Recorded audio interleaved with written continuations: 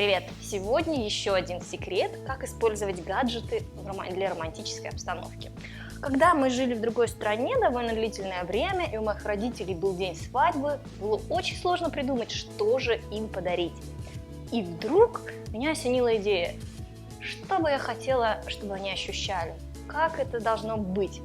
И тогда, конечно, в голову приходит камин. Но мои родители живут в городской квартире, и камин там не поставишь. Более того, я не смогу отправить из Эмиратов камин.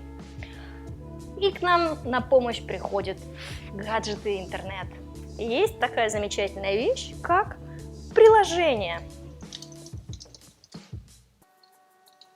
Я записала этот файл в свой компьютер и отправила родителям по электронной почте с пожеланиями, чтобы вечером они налили шампанское в бокальчики и на своем большом экране телевизора через флешечку запустили этот камин, и романтический вечер готов.